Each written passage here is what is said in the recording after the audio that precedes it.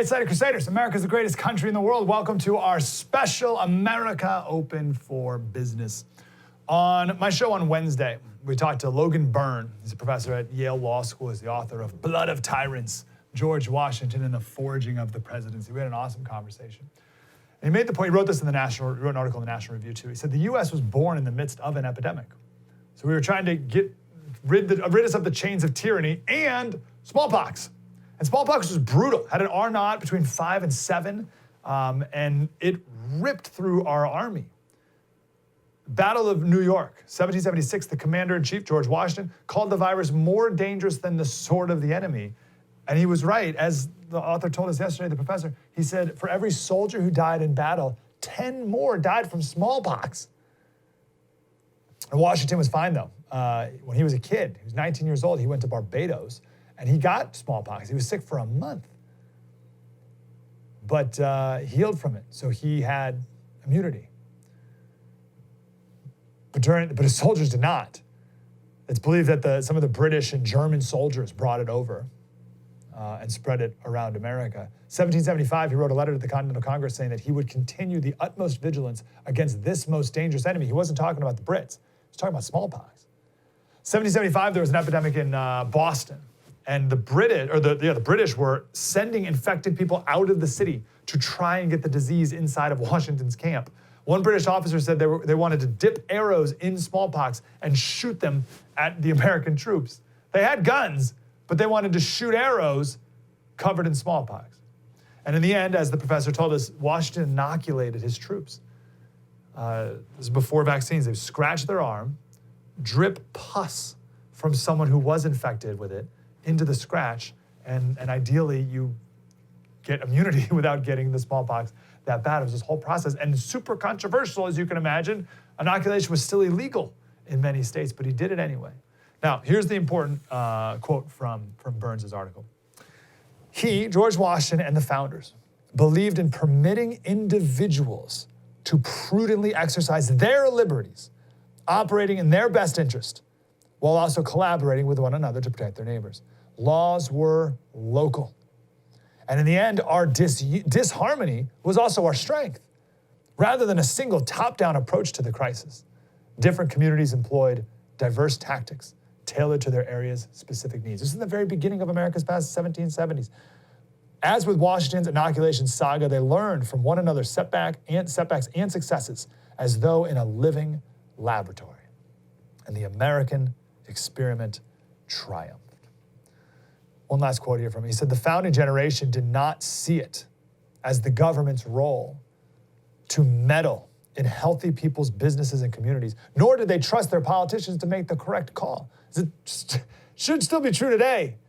The founders valiantly fought against the overreaches of the British Crown, and they were eager not to trade in their hard-won freedoms for another overbearing government.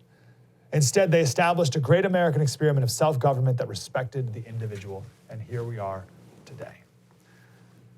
I think almost everyone respected the unknowns of this pandemic months ago. And yeah, there's still a lot of unknowns today, but we know more than ever. Let businesses open. Let's have some trial and error. Let's learn from mistakes. But to learn, you have to make some mistakes. You got to go through the process. Let us go through the process so that we can get stronger. Peggy Noonan wrote a great piece about this the other day. She said there's a class element to the struggle that's going on right now. Here's just one line. She said, our news professionals these last 3 months have made plenty of room for medical and professionals warning of the illness. And good, we needed it. It was news. They're not now paying an equal degree of sympathetic attention to those living the economic story, such as the Dallas woman who pushed back, opened her hair salon, and was thrown in jail by a preening judge. He wanted an apology. She said she couldn't apologize for trying to feed her family. We have this tension here, and the media is not describing it properly. They're not giving equal attention as they should. The protected class, as Peggy Noonan has used that term for a long time now. You have the protected class and the unprotected class. The protected class has been calling the shots this entire time now. People most protected from the economic effects of this virus, like the LA health director, who we keep mentioning. Excuse me. She has a doctorate in social work, right? She makes $500,000 a year. She's in the protected class. but she's the one in charge of whether or not a hairdresser can go to work. They're in the unprotected class. The moment that people in media start losing their jobs, and more are, they're going to start changing their tune. In a very snarky way that I do not support, Vice laid off like 50 people or something like that. And someone wrote, they said, well, if it saves just one life,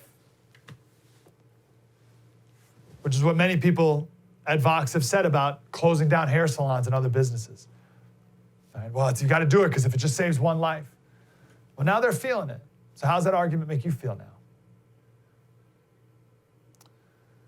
So what do we do? Here's my conclusion as we talk to these awesome guests we have coming up. We've been preaching grace and empathy this entire time. We haven't done a segment on empathy in a while, though. But I think the stay-at-home people and the liberate everything people need to have a little more empathy for the other side. Edwin Leap, he's an ER doctor in, I think, South Carolina. He said there's one thing that does unite us. It's fear. Physicians are, bear with me here, because you're like, I'm not afraid. Hold on. Physicians are afraid. Hairdressers are afraid. Teachers and students are afraid. But we're not all afraid of the same thing. He starts off with an ER doctor who is afraid of this disease. Talked about a doctor in a more rural part of the state is afraid that people aren't getting the preventative care that they need. Talked about other healthcare professionals who are afraid that they may get laid off. Talked to an older couple who works at a grocery store. They're afraid they're going to get the virus. Talked to a teacher. They're afraid their kids are falling behind or being abused and neglected. University kids, they're afraid of their futures. Massage therapist afraid that her livelihood is gone forever. And the doctor ends with this. Fear of infection is understandable. Fear of financial devastation is reasonable. Fear of retribution from or layoffs by employers is legitimate. Fear of hunger, abuse, loneliness, governmental overreach, or governmental failure are all rational.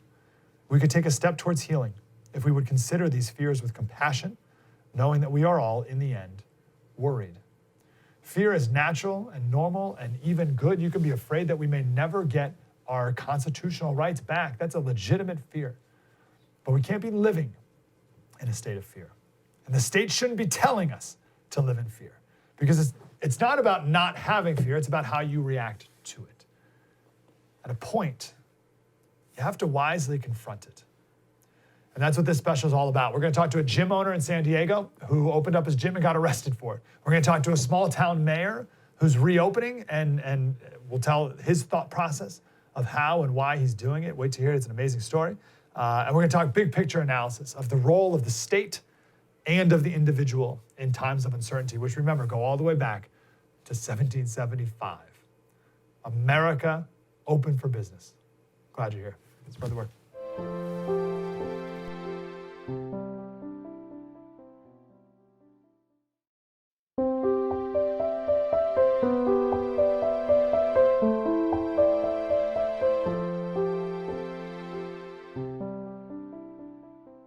Hi, Slater Crusaders. Welcome back to our special America Open for Business. So I live here in San Diego, and the face of businesses opening up, and in this case, even against orders, is our next guest, Lou Uredell. He runs the gym, Metro Flex Gym in Oceanside, California. I would be a member, but they don't have enough weights there for me.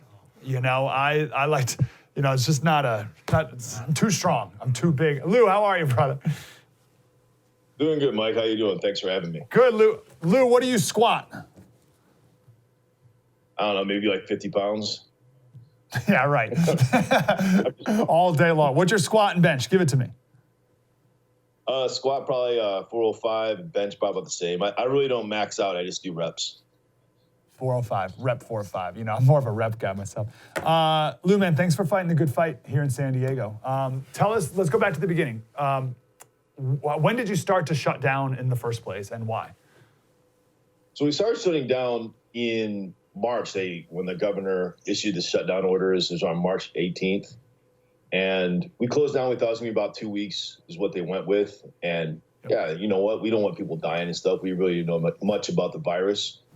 So we did, and then it extended for another month, and we're a little leery about that. When it came around to May 1st, there was no definite end in sight. It was clear the governor had no plan whatsoever for reopening. The county really didn't know what to do. So we started to plan our own reopening, and we spent the week setting up safety protocols, sanitation protocols. We did some research. We talked to some doctors. And around May 8th, we reopened, and we were fine for a couple of days. The OPD, the Oceanside Police Department, came out. They were really cool. They're like, yeah, we don't have a problem with this. You guys are following all the safety protocols. It looks great inside. Then we had a few political issues. One of the council members in Oceanside put out a letter and encouraged all small businesses to reopen immediately if they felt they could with the safety protocols in place. The mayor of Oceanside said, no, that's not how the city feels. Everyone has to follow the rules. The next day, the police came out. Right. So the next day, the police came. We were the only one that was open.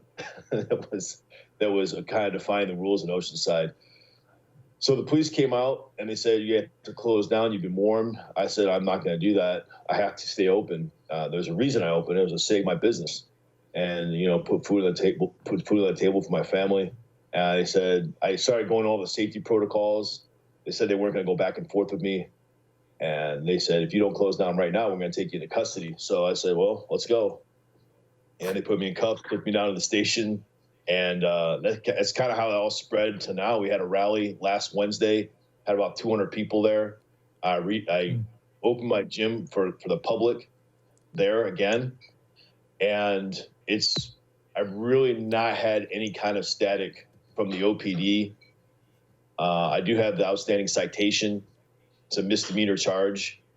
And we've had maybe 2-3 visits from the police. One was a COVID-19 inspector who actually told us our gym was safer than a Walmart or a Home Depot and definitely safer than airplanes. That was kind of reassuring to know that we weren't, from a COVID-19 inspector's point of view, that we were actually doing a pretty good job. Yeah, definitely. Why not follow the orders, Lou? Why not follow, I don't even know whose orders to follow, right? Newsom or Oceanside's or whatever, but why not just follow the orders and stay closed until you're allowed? Well, there's a couple angles going on here. One, we did projections and our businesses wouldn't be around anymore if we waited. We'd be okay right now. 6 months from now, we wouldn't. We've lost about 1/3 of our members due to financial strain of this whole virus. There's 28% unemployment out there, so a lot of people can't afford the luxury of a gym membership. Also, from the get-go, it seemed like the government picked the winners and losers. It decided who could be open and thrive and who couldn't be. And it seemed to be a lot of the big businesses like Home Depot, Target, Walmart. I know friends own jewelry stores, and yet Costco, Walmart can sell jewelry, but they can't have a little boutique open, 1 or 2 people coming in to buy jewelry. And if you think about that across the broad spectrum, a lot of the small businesses really getting kind of jerked around, while the big guys, the guys that are, putting out the big money, lobbying, I'm not sure how it works. They were open to thrive and make a lot of money. I love your story because you didn't start off with like, this is a hoax and it was stupid and it was overblown. The first 2 weeks you were like, okay, let's like you said, we don't want anyone dying. Let's see what's going on. And it's interesting that pivot point you had. You said it was around May 1st when you finally realized like, oh, like this could go on forever. This is crazy, right? Right. Yeah. I mean, that's what the governor, when he said, hey, we're not going to have any timelines for you. We're not going to have any definite. It's going to be based on science and facts. And when they told us we're going to close down businesses, it was to flatten the curve. They keep mentioning flatten the curve so that the number of people that get sick don't all spike at once and overload the hospital systems. We have a couple of hospitals here in San Diego that are closing down because there's not enough people even going to them. So when they say flatten the curve, we flattened it. Yeah, and I love that. I love your whole trajectory, your whole story arc there is perfect. When you said you did research and you talked to doctors, what did they tell you? What did you learn from that gave you confidence to reopen? Yeah, so we learned a lot about how viruses work and how they're spread. And one thing that a lot of people were worried about is people sweat over everything. Well, the virus isn't spread through sweat. So right away we're like, wow, that's really good news that if it can't be spread through sweat. Also, we have everyone coming in washing their hands before they work out and after they leave. So if they do get something on their hands, it's alleviated because you wash your hands for 20 seconds, it's going to get rid of it. We also made sure we had the right kind of disinfectant. Some people use wipes, and a lot of times wipes will just smear things around. They won't necessarily kill the virus. So we got a highly rated EPA spray that when you spray it on, it kills the virus, and you allow it to dry. You don't want to wipe it up right away because then it won't actually kill the virus as well. So we took a lot of protocol procedures like that. We actually had to kind of educate ourselves on the difference between sanitation and disinfecting.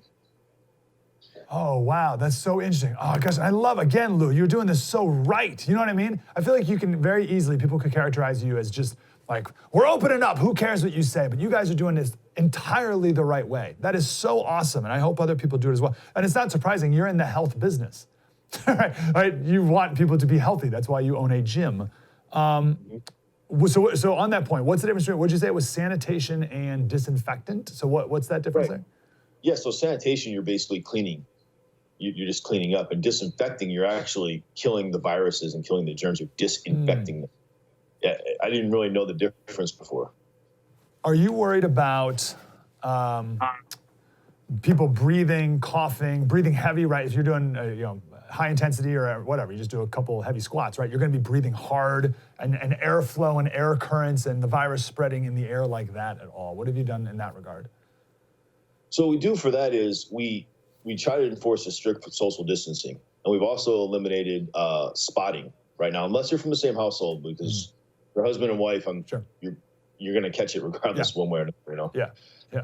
We also moved some equipment apart. So in an area where we might normally have 6 of the free benches near the dumbbells, we spread them out so there's 4, so there's enough space in between all the dumbbells.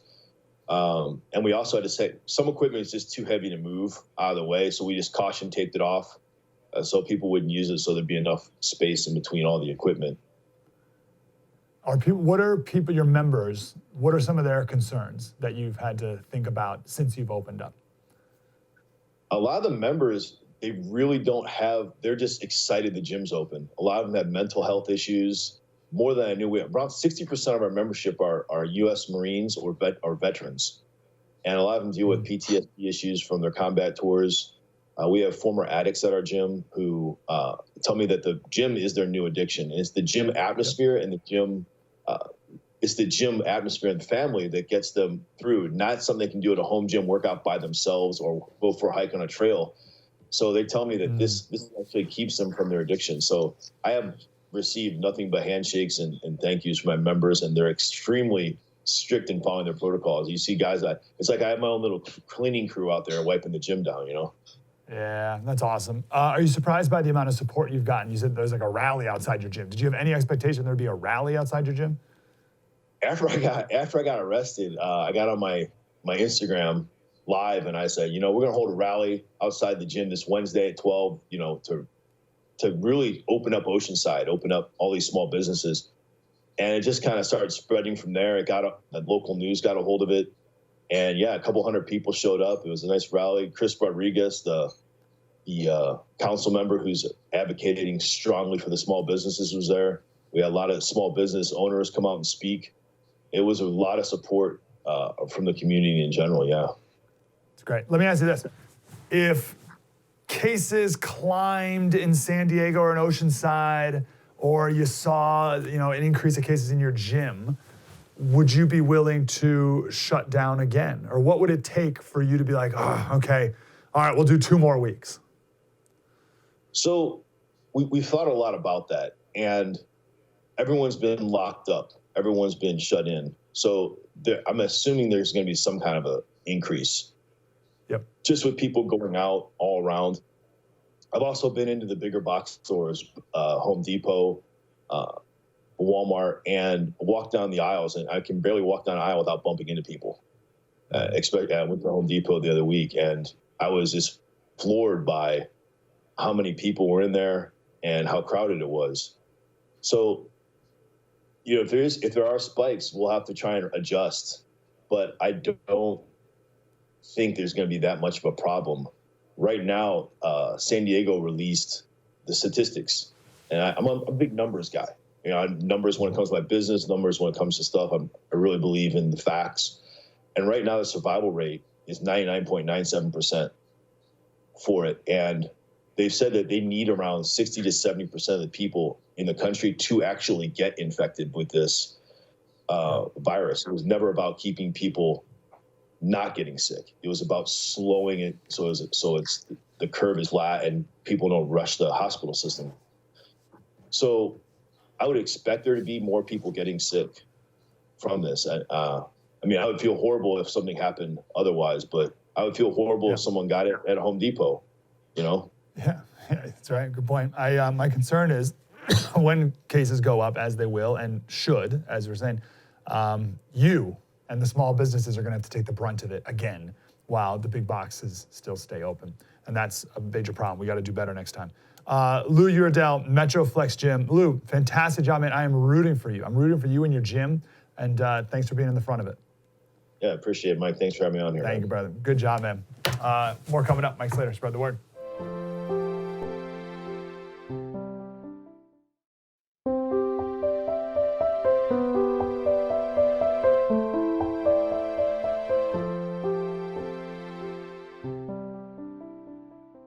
Hey, Slater Crusaders, welcome back to our special America Open for Business. I want to go to a friend of mine. He's the mayor of Coronado, California, just south of San Diego. It's this beautiful island, small town. It's a military base there. It's where the SEALs train. Hotel Coronado's there. What else? What else there is, Mayor? How else should people know this place? It's one of the most beautiful beaches in the world. Most people describe it as they feel like they're walking on a movie set when they come on here because it just doesn't feel like it could be real. Probably the most pleasant small town in all of America. I think that is absolutely right. Good to see you, brother. Thanks for being here. And you've been leading the push in San Diego area, at least, for reopening.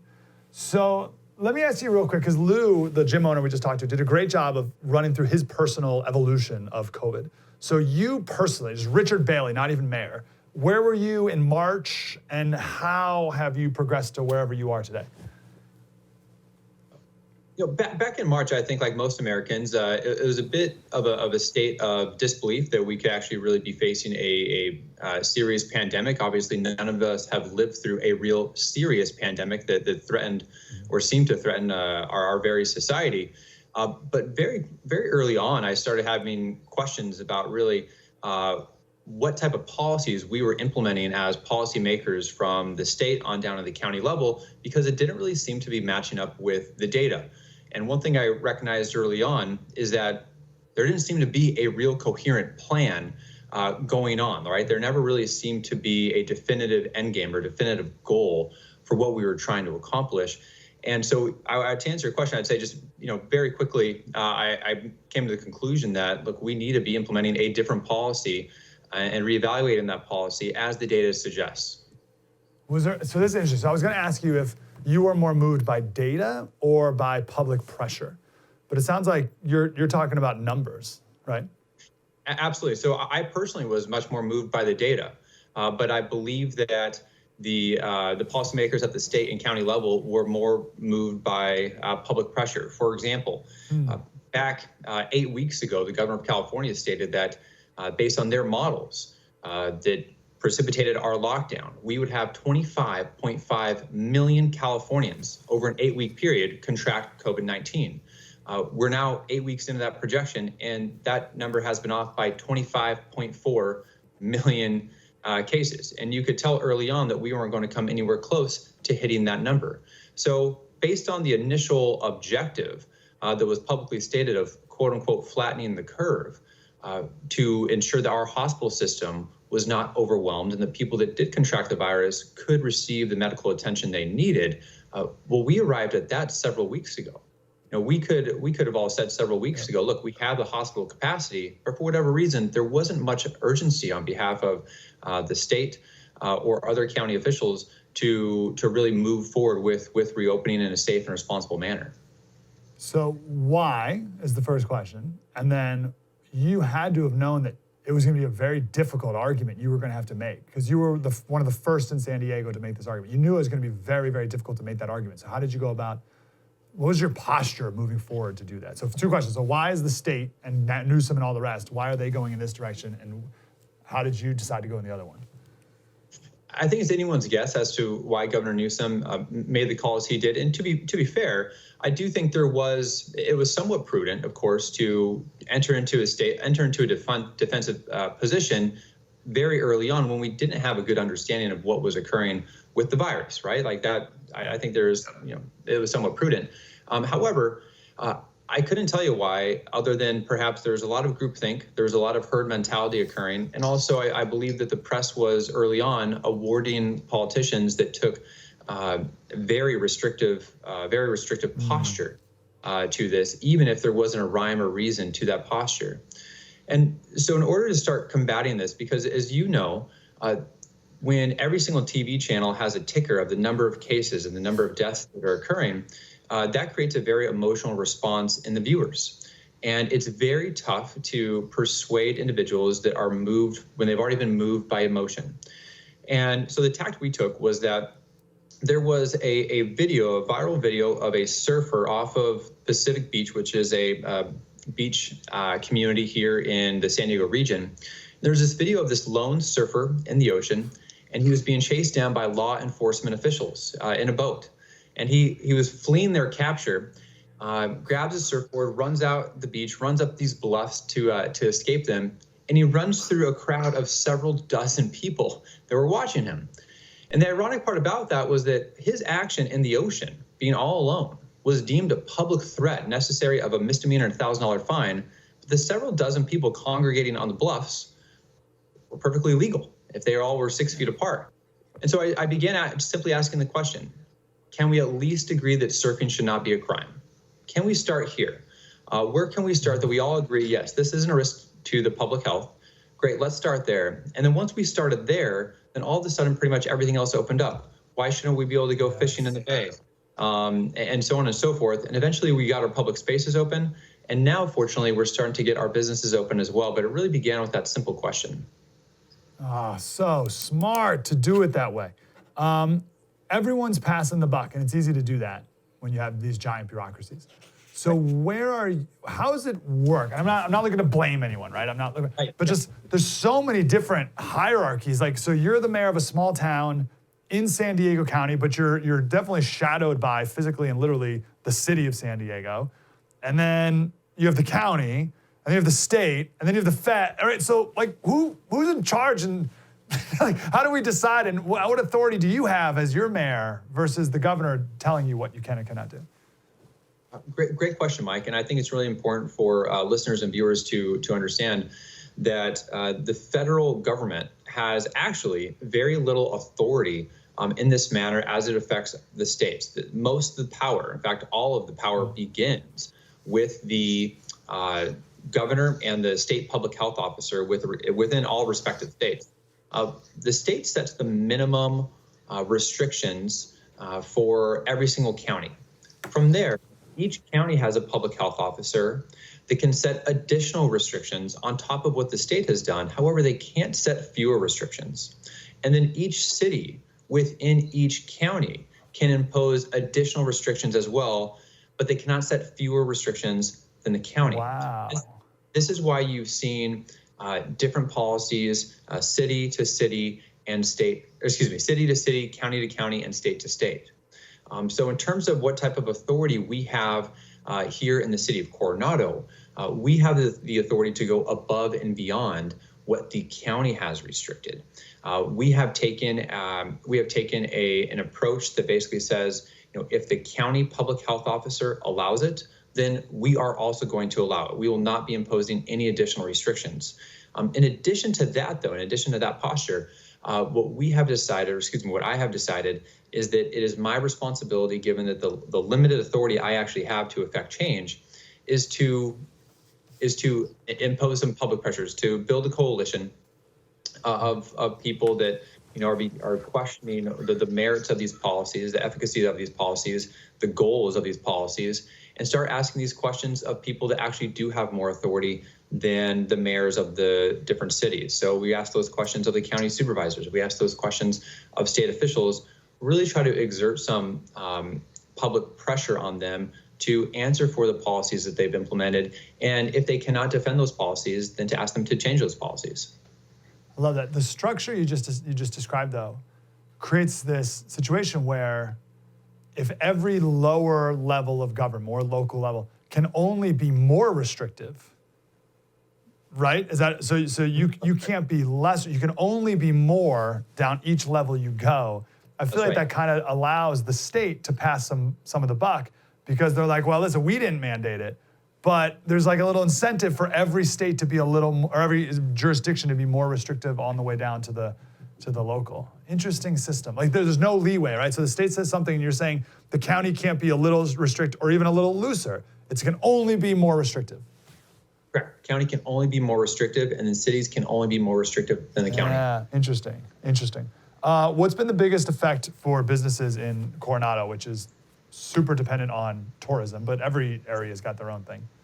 Yeah, very similar to other areas. Of course, our restaurants, talking to the restaurant owners, they'll tell you that their revenue is anywhere from 5% to 25% of what it typically is.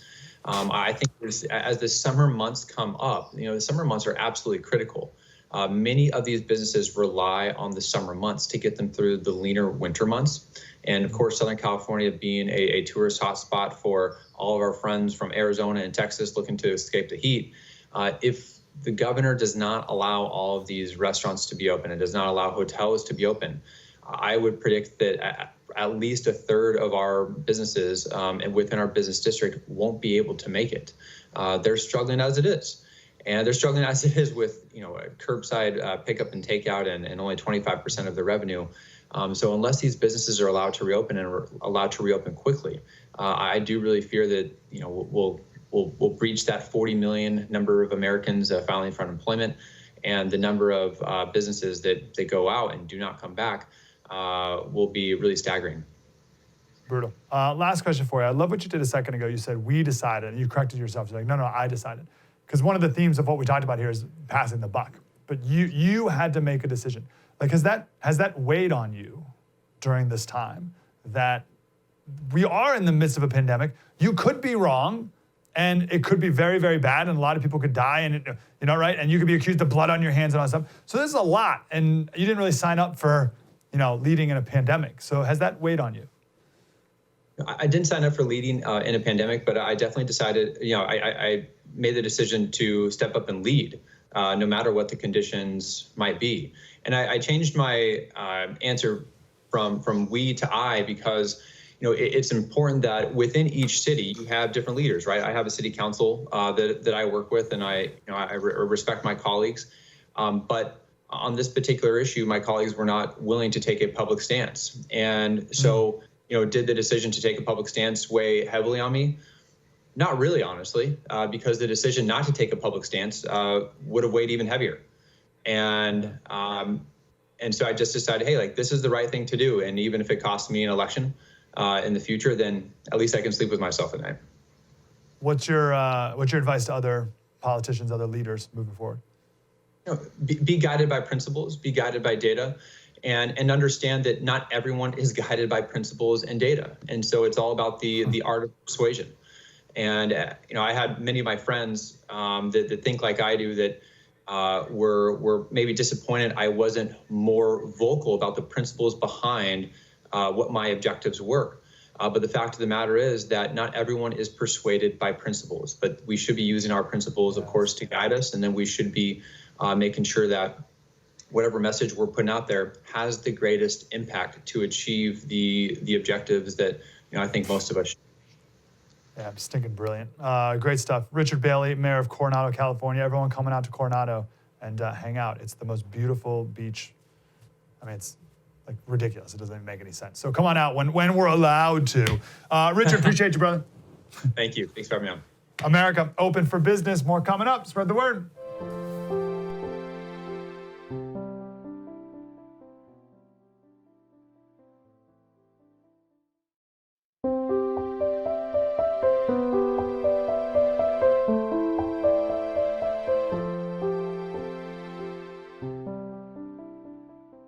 Hey, Slater Crusaders, it's our final segment here for our special America Open for Business. Let's talk big picture now, right? So we talked with a local gym owner, we talked to a local mayor, and now I want to talk big picture with the president of the Competitive Enterprise Institute, Kent Lastman. Mr. Lastman, how are you, sir?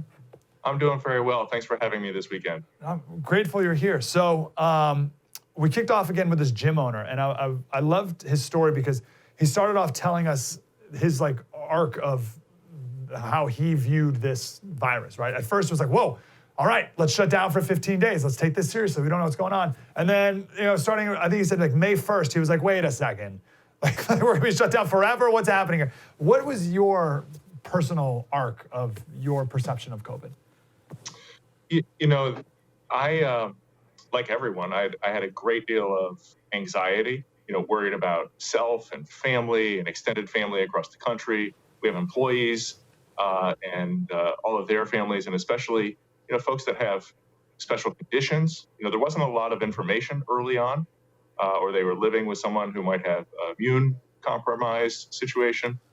And the main takeaway I have over the last 2.5 months is that despite the apparent information overload, every day the news is what we focus on, and you want to look and see if there's anything good news coming in. Despite that information overload, there's been a tremendous amount of learning. And that is we've learned how to do things differently. We've learned how to help each other. And we've learned how, in many cases, to adapt. Now, it's not been perfect. It's been very bumpy. It's been bumpier for some places and some people than others. But that learning process has really been a source of optimism for me, because it shows that there's a trajectory, that things don't have to be static.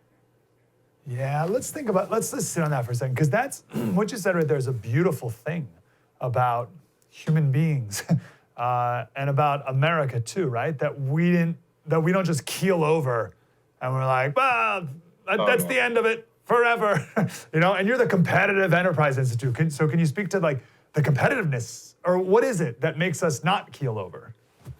Well, there's a wonderful diversity to not only America, but the idea of being American. We have this nation that spans a continent, wildly different habits and local institutions and cultures. And from that mixture, we're able to test things. We're able to experiment. And I think that drive to improve, that drive to make things better for your own family or your own community, your own customers, the folks that you see week in, week out at a gym or at a restaurant, those become part of a community. And that drive is something that is shared across the country. You see it everywhere, but it's applied differently. And it's allowed us to be flexible and adapt. And we've seen different policies from governors and mayors. And I think all that speaks well to our ability to be resilient. Yeah, that's great. As opposed to a one-size-fits-all top-down. What is that? What you just said there? Like, I've only lived here. This is all I know. Are we guaranteed in America to always have that spirit? Is that a human thing, or is that more of an American culture thing? Are there countries and cultures that don't have that spirit that you just described, that maybe are not responding as well? I like to think of it like a gene that gets expressed. It is human nature. It is part of humanity to have that. However, if you don't have the proper institutions and culture and habits of a people as well as individuals, that gene or that drive doesn't get expressed. So that's it. People in behind the Iron Curtain in Poland in the 1970s had that drive. They had no opportunity to express it for quite some time. It happened in our lifetime. And the transformation is really quite beautiful. It is the engine of innovation and discovery and economic growth. And it's something that drives us to want to protect those institutions, those cultures, that ability to have liberty and have it distributed. And everything that happens in Portland, Maine doesn't have to look like Portland, Oregon. I've been to beautiful Coronado Beach, and I tell you, the habits, even sunbathers, people that go to the beach there, they're a little bit different when they go to the beach in Delaware. And that's okay. That's a wonderful thing. Wow. Oh man, that's so good. And I've never heard that nuance before, but that's the answer. Because I couldn't articulate it in my brain well, so I would get trapped and I would say something, or I would think something like, oh, people in China or North Korea, to be more dramatic, don't love freedom or don't have freedom or don't whatever. And I don't, but no, it's different. It's everyone has the gene, but will it be expressed based on the culture and the institutions that they're around? Yes, I love that. Ah, beautiful. Thank you, sir. Okay, now that being said, let's talk about a culture and an institution that we have in America that we need to make sure we protect or really invigorate now in order to get us through this and then protect for the future. So what's an example of a culture and what's an institution? Well, some of the institutions, we've seen a lot of friction over the last month about some of the stay-at-home orders and opening up economies and allowing people to move around institutions like religious practices, right? How people pray or go to temple or get together in groups that are larger than 10. The institutions of government are the ones that I spend my time on. That's what we study. That's what we talk about when we're doing public policy analysis at the Competitive Enterprise Institute. But the institutions are everything. They're very soft and fluid, like language, the way we talk about who we are, to very formal, like what are the rules? Are you allowed to park here or not? Do you drive on the right or the left? And the culture that holds all of that together is a culture of entrepreneurship, of discovery, of innovation, of caring about your neighbor. We talk a lot about freedom and liberty, but it's also a very important value in our culture in America for equality. And so we make sure, to the best of our ability, that we set up legal institutions to make the law available to everyone and not to favor one small group or another small. Which the gym owner spoke of, that he feels a lot of small businesses are taking the brunt of the economic mandates while the big box stores remain to be open. So he feels a lack of equality there, which I think is justified. All right, I love all that background. Maybe we just got a few minutes left. Maybe we can just talk about some more specifics here. Where do you see some, I mean, you could be specific with states or cities or just big picture, best practices and some things that have not worked that we need to stop doing now that we've learned? Well, I think there's, to set the stage, and I'll use the example of restaurants for just a moment here. As a people, we have a very difficult time assessing and making good decisions about risk. Now, we have tools at our disposal. People become familiar with insurance products, or they, in the financial market, there's derivatives that help you hedge risk. But broadly across society, we don't do well with risk. And there's a risk that is well understood or maybe over understood. People interpret too much, of going too fast, of going too far, of exposing yourself to danger. There is an equal risk that we don't think about as much, and that's standing still and stagnation. So when you're not operating, or when you're not allowing people to operate, there is destruction, and there's the opportunity cost of not meeting the market. So in restaurants, we've got we have some CDC recommendations, but as far as actual rules and what is expected of business owners to meet the public where the public wants to be, places like Alaska are collecting names and contact information at the door, and you have to have a reservation, and there's a limit on capacity for restaurants. Places like where I live in Virginia, no rules on who gets together, but they can have parties up to 10. No contact tracing information. That variety, one or the other will end up being probably a best practice, and I think it won't take long to learn those things. The uncomfortable fact is, as people begin re-engaging in their community, some people in some places will make mistakes. And we're afraid and we're scared, and we are rightly averse to the consequences of those mistakes. People will get hurt.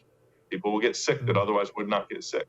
But absent those mistakes, we won't be able to begin again and develop a resurgence for not just economic activity, but all of our activity of life. So good. All right, sir, we got 1 more minute. Oh, darn it. Oh, yeah. What is it about some people that they have an instinct to have the one-size-fits-all top-down decrees from DC, right? Because what you're saying right now, like I'm vibing, right? I got like local, best practice, like I love everything you're saying. But there's some people who are like, no, we need top-down, tell me what to do, tell everyone else what to do. What is it about someone that leans them in that direction? You know, I don't mean that disparagingly, right? No, I don't mean it like, oh, they're an idiot. I just mean like, oh, like why does someone have that instinct versus the one I have? This might not be a very satisfactory answer, but I think it will ring true. People are different. It takes all kinds to make the world go round, right? Some folks are going to be, personality-wise, they're going to lean more toward risk, and others are going to lean against it. Some folks are going to be much more rooted in their local institutions, their local community, and sense of place, and the confidence they have in the information, the rules, the laws that come from that place for those who are rooted there will be stronger. I would add, in times of great peril and perceived peril, historically, not just in America, but it's very easy to see in America, we have a tendency to shift power and authority from local institutions, states, to the federal government, and then within the government to shift it and concentrate it within the executive. So it's not just that you wonder why that is, but it is a universal. This happens across the board. And the unity of decision-making brings comfort. Oh, that's a great answer. Yes. The unity of it, yeah. But hopefully as time goes on, that can dissipate, right? Weaker power, more local power, and we can get back to, I think, where you and I both want to be. What a perfect, beautiful way to end our special today. Kent Lastman, president of CEI. Where can people learn more about Competitive Enterprise Institute? Join us at www.cei.org. There's a devoted landing page with all sorts of information on current regulatory policy that relates to COVID, never needed regulation that maybe has been put in place that now we're recognizing is not so helpful. And we're encouraging the repeal of those regulations that have been suspended. So find us online. And anytime you're in Washington, I hope you'll drop by. That'd be wonderful. And let's talk again about those. I'm going to check that out, and we'll do some more on that. Kent Lastman, CEI. Beautiful. Thank you, sir. Have a great weekend. Thank you, Mike. That's America Open for Business. What a amazing 3 guests. Super grateful you were here. Mike Slater, spread the word.